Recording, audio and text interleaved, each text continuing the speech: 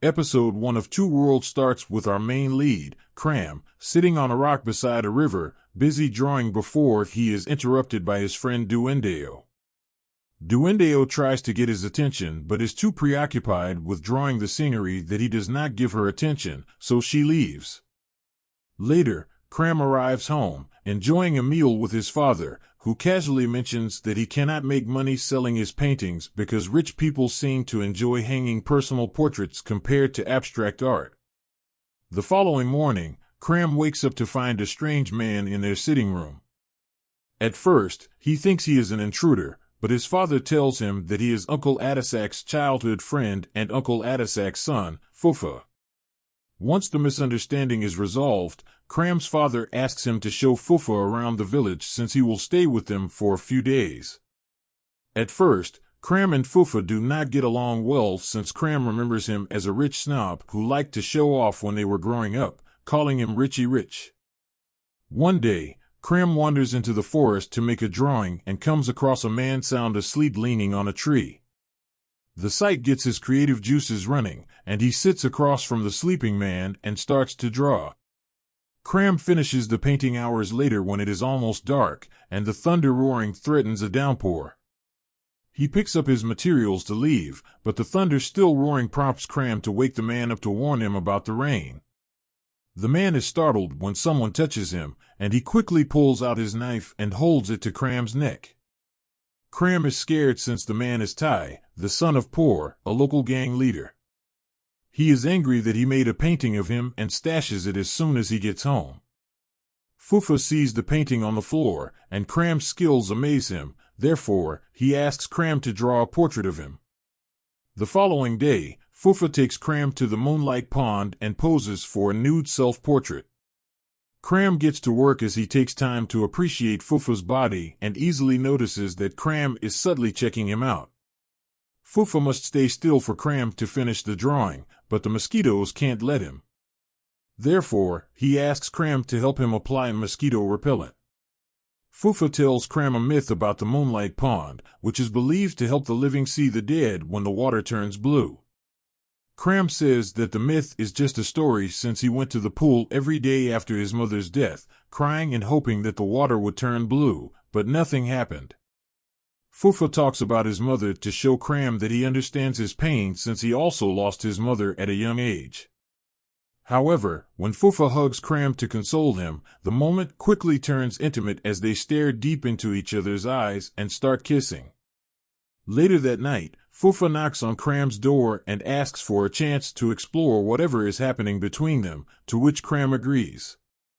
Henceforth, Fufa and Cram spend more time together and explore their feelings for each other. One night, Fufa and Cram spend the night at a cabin in the woods as they listen to the rain pouring outside. Fufa implies that he is ready to leave everything to be with Cram, but Cram insists that he must return to work. He says he can accompany Fufa to work if he promises not to leave him. Fufa makes a promise by giving Cram his birthday rocket necklace. They try to get intimate that night, but Cram is so clueless that Fufa decides just to hold him that night. Meanwhile, Duendeo finds out about their relationship, and the following morning, she meets up with Cram at his usual drawing spot at the river. She says she always had feelings for Cram, and even though she knew he would never love her back, she still held out hope. However, she now knows that Cram loves Fufa and decides to pull back, wishing him and Fufa the best in their relationship.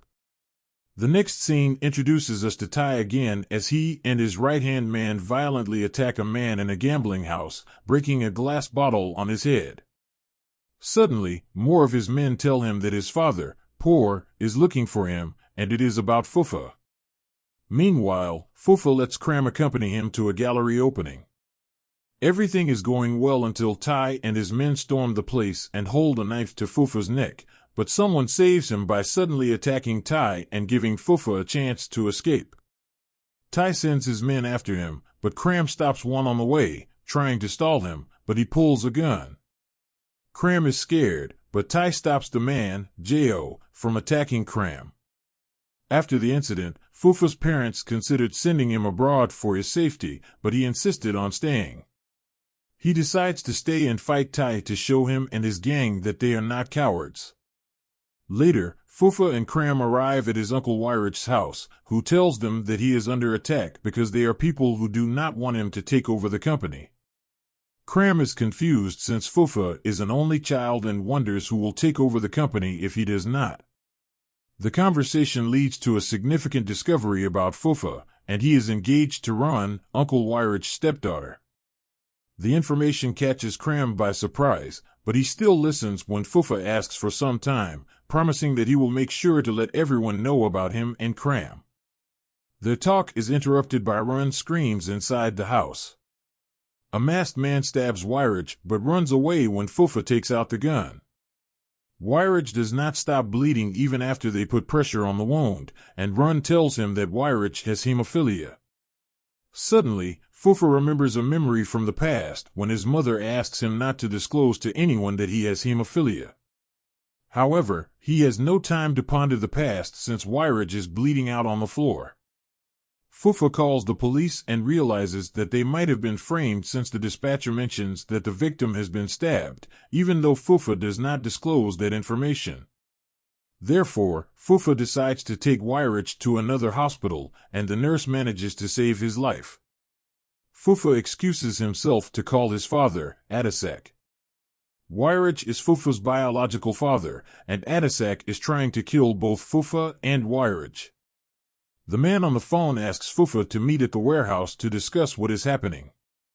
Cram overhears the conversation and wants to go with him since he fears it might be a trap, but Fufa asks him to go home and wait.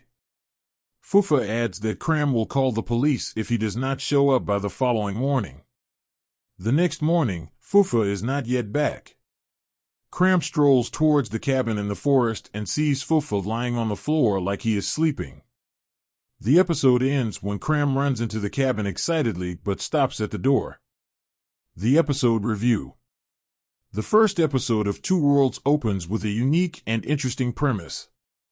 The scenery, especially the river and the forest, is nostalgic.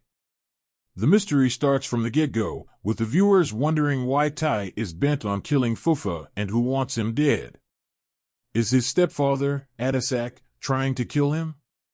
Why would he want to kill both the biological father and son? Is it about the company? Why are Por and Tai involved? The episode ends on a cliffhanger, leaving us wondering whether Fufa is dead already. The one thing that was not very captivating about the episode was the dynamic of the relationship between Cram and Fufa. The feelings felt sudden and rushed, and Cram seemed unsure that Fufa was the one when Duendeo mentioned it. Therefore, the intimacy raises doubts here, but it is probably part of the narrative. Let us find out in the upcoming episode.